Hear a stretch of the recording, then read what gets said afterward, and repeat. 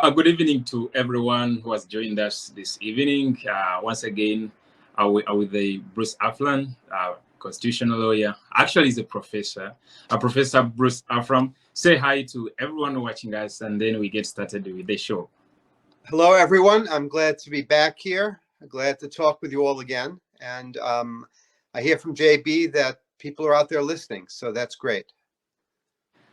Actually, they love to hear from you. Bruce, thank you for accepting our invitation again. Let us start with the incident that took place on the 5th of October when His Excellency Bobiwine returned back from Uganda.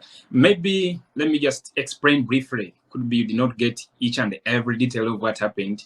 His Excellency Bobiwine, remember, he had gone to the diaspora to interact with the Ugandans in the diaspora, in Canada, in America, and then in South Africa. So on the 5th, he had to fly back to Uganda. And immediately, when he just landed, actually before he could even get out of the plane, he used the Rwanda Air. He was grabbed by 7 security operatives that disguised as airport workers. They grabbed him and dumped him in a tinted vehicle that was actually waiting for him. He was gruesomely grabbed, not actually arrested like some media outlets put it, because that was not an arrest, at least according to me.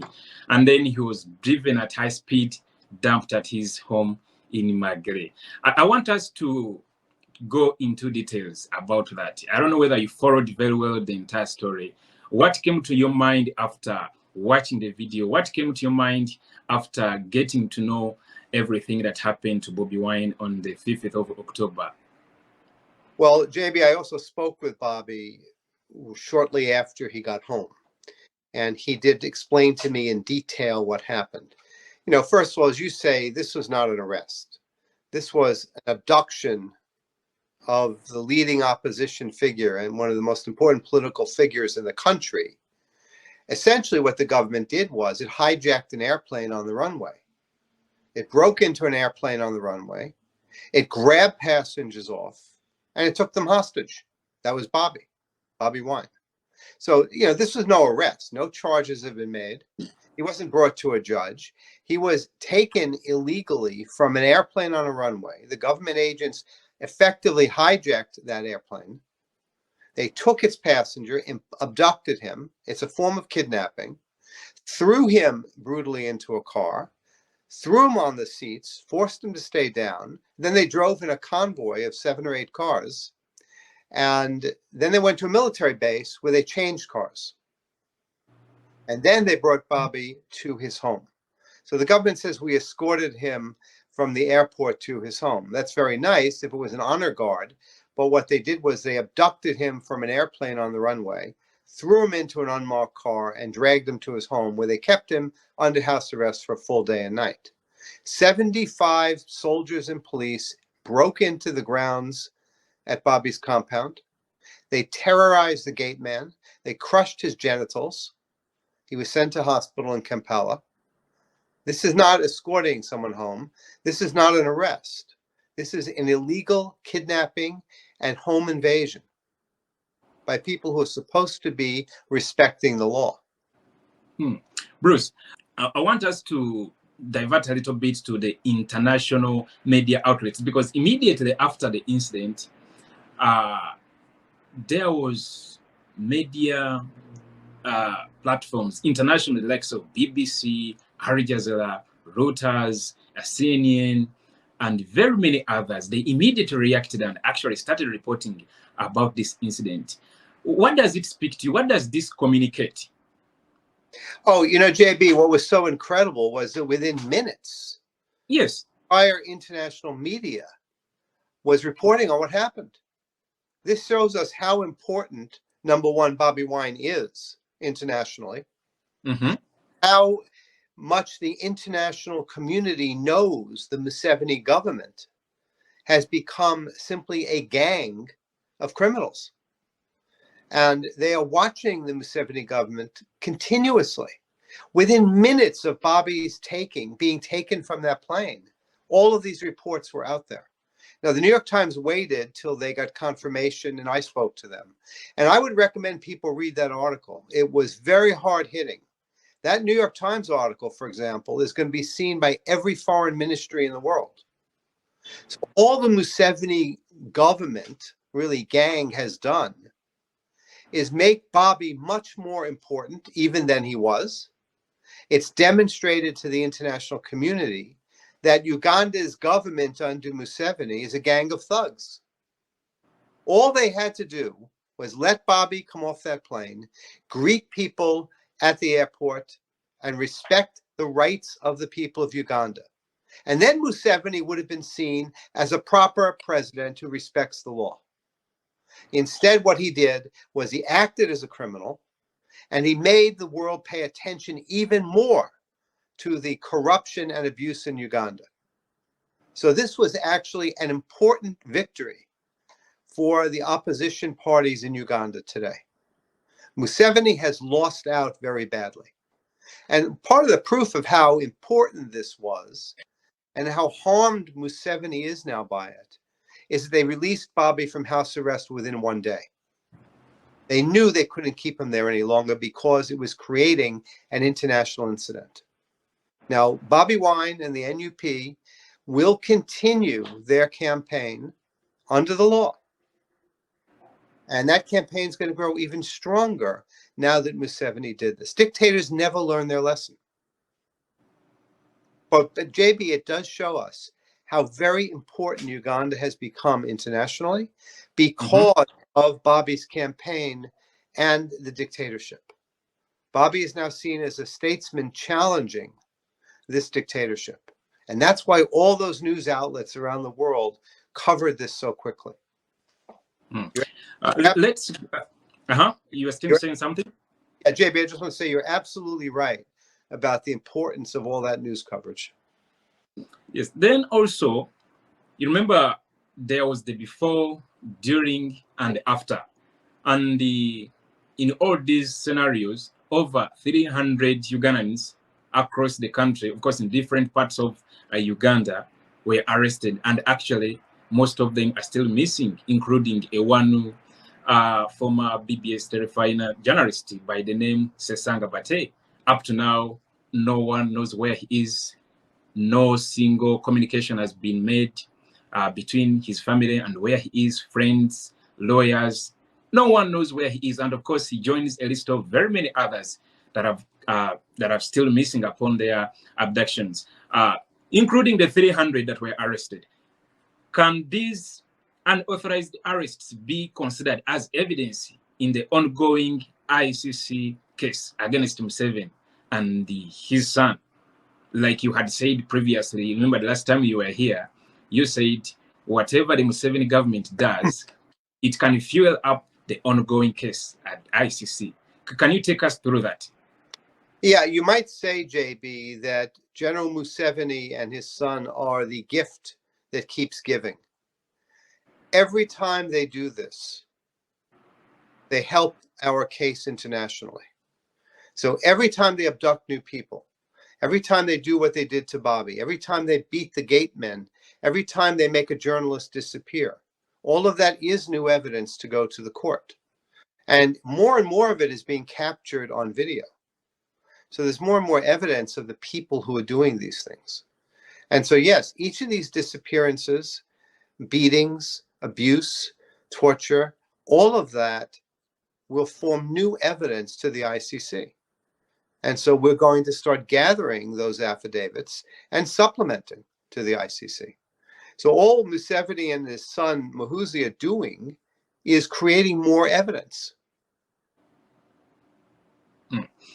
When Bobiwine was coming back to Uganda, remember, he did not go alone in the diaspora. He went with some leaders of the National Unity Platform, including a honorable member of parliament by the name Muwonge Derek, who actually captured the video that went viral.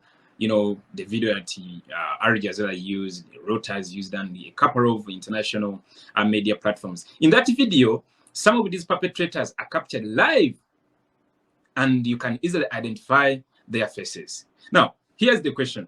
If such kind of violations are well profiled, can these people be added on the list of most wanted? You know, we've said, JB, all along that we are watching. And every time a soldier, a police officer, an officer, a commander, no matter what rank they are, does these things, they can and will be reported as subjects of the ICC complaint.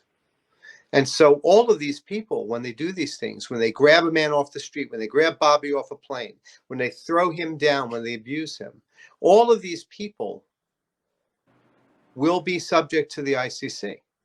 And people need to start to understand there'll be a day of reckoning. It takes the ICC time, but that day will come. And there's something else, JB. Mm-hmm. Eventually, Museveni and his son will no longer be in power. All dictatorships die at some point. Whether it comes through the next election, whether it comes because Museveni has a heart attack, maybe there'll be a revolution, who knows? But there comes a time when dictators leave office or die or are forced out. And then the courts will come back and will do their jobs again. And all of these people, these soldiers, these officers who've been doing these things, running these torture centers, abusing people, torturing them, they will go before the courts of Uganda once this dictatorship is gone. And so people need to understand that when they do these things today, they think they have impunity. They think they can't be touched. Well, under the dictatorship of Museveni, maybe they can't be touched. But when Museveni is gone, the courts will start to do their job again in Uganda. And all those people who think they can act outside the law today will be in the dock tomorrow. And people need to understand that. Remember East Germany was under the communists? And they shot people at the Berlin Wall. They killed people who tried to escape. When the communists fell, those commanders and those soldiers went on trial. And they went to prison for shooting those people as they tried to leave East Germany. Every dictatorship ends up in court. Once the dictator falls, the commanders, the police, they go on trial. And so I want people in Uganda to know, I want those police and soldiers and commanders to know, there will be a day when they will be on trial in a proper court of law for the things they've done. And their only protection is to stop doing them.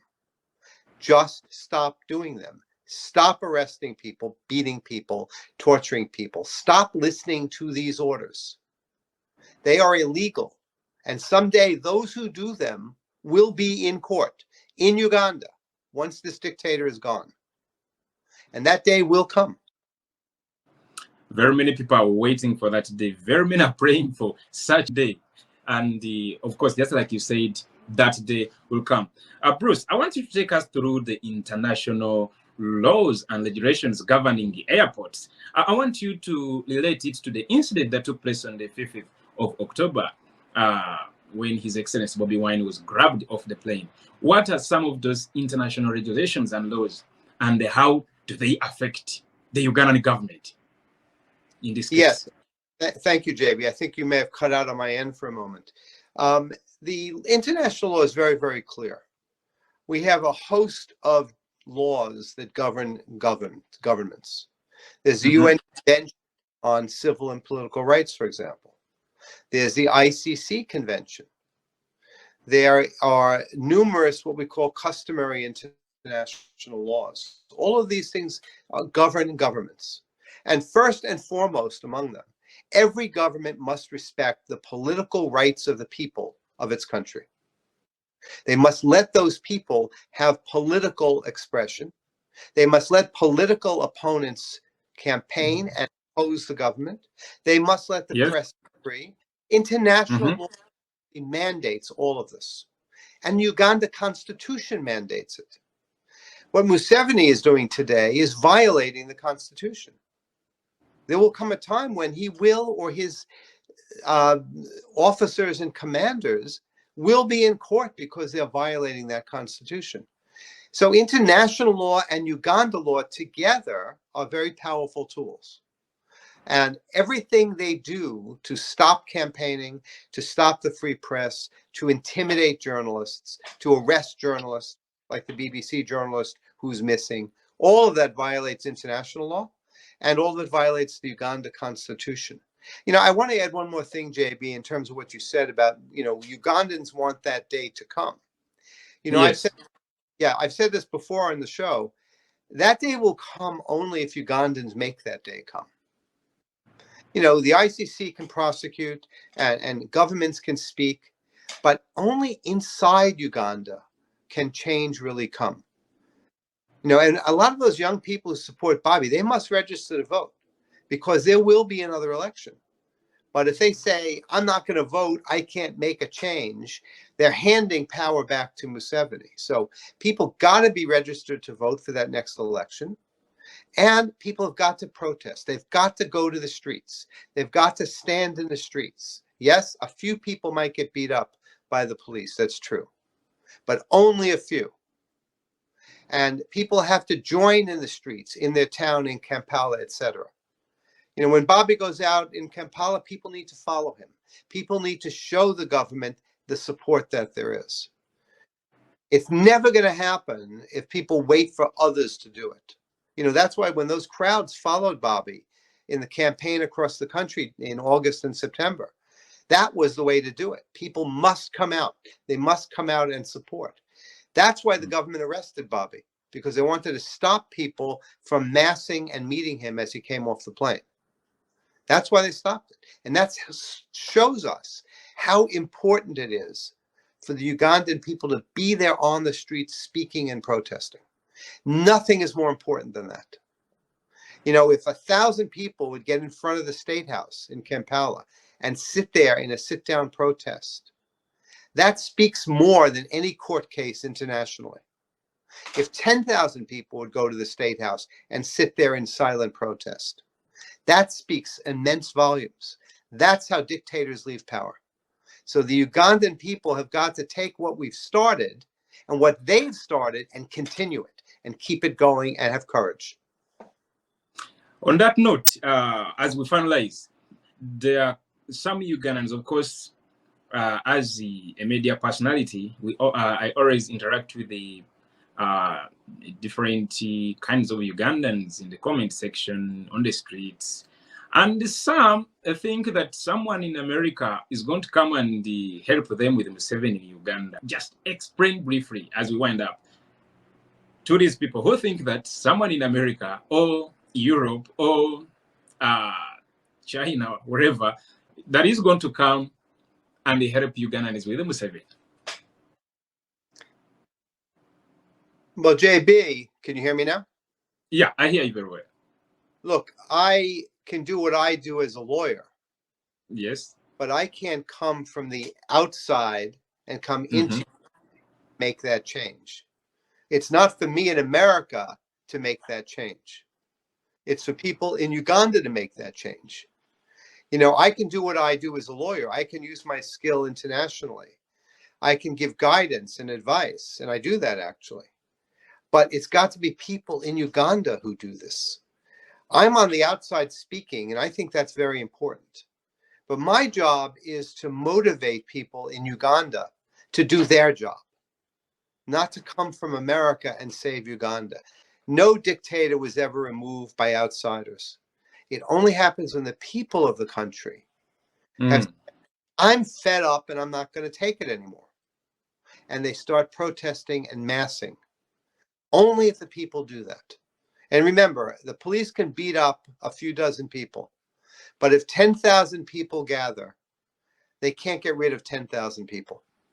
They might shoot one or two people, I know, and that would be horrible. But they can't shoot everyone. They can't beat up everyone, and they can't arrest everyone. Museveni does that to terrorize people, to keep them home. You've got to say, I'm going to get out on the street. I'm not going to stay home. Because only if Ugandans do that can democracy come. Not from the outside, not from Bruce in America, not from Joe Biden, or not from the ICC either. It's only going to happen by people in Uganda who use what we've started and make that happen. I hope that answers the question, JP.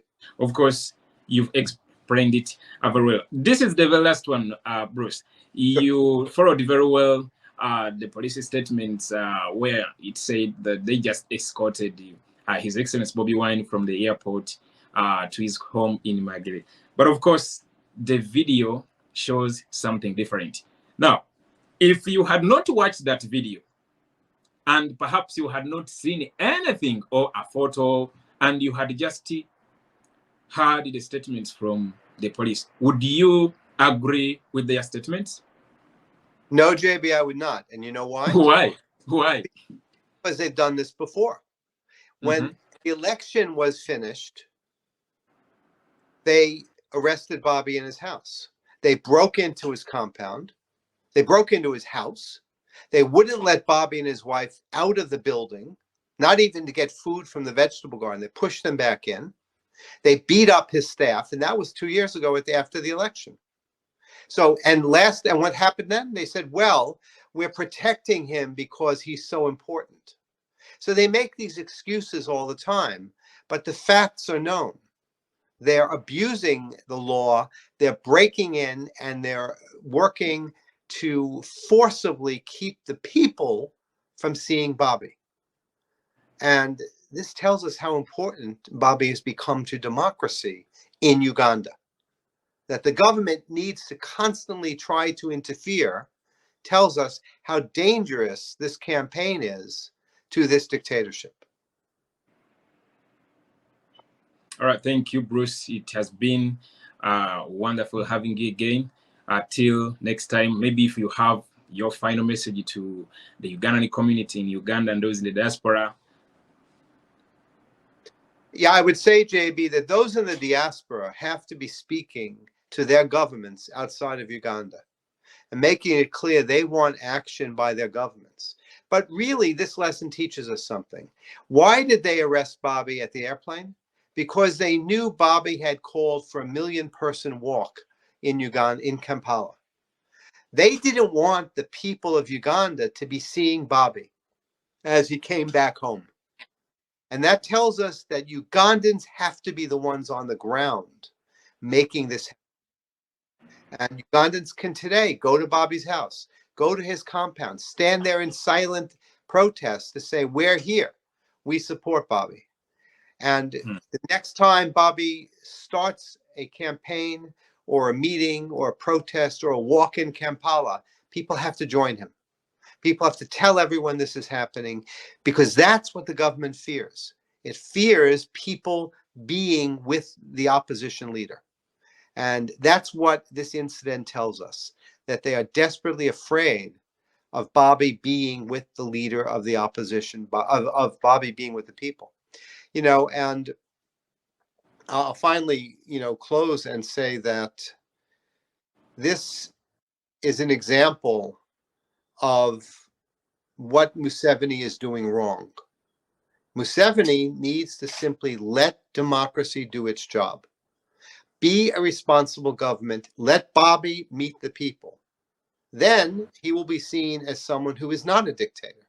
And then he will have more legitimacy. But every time he arrests Bobby, every time he interferes with protests, every time they beat Ugandans in the streets, they destroy the legitimacy of their own government. So this was a victory, JB, for democracy. Arresting Bobby Wine at that airport was another victory for democracy in Uganda. Thank you again, JB. Thank you, JB, for everything you're doing on your show. Thank you again for accepting our invitation, and we hope to have you again next time. Thank you, JB.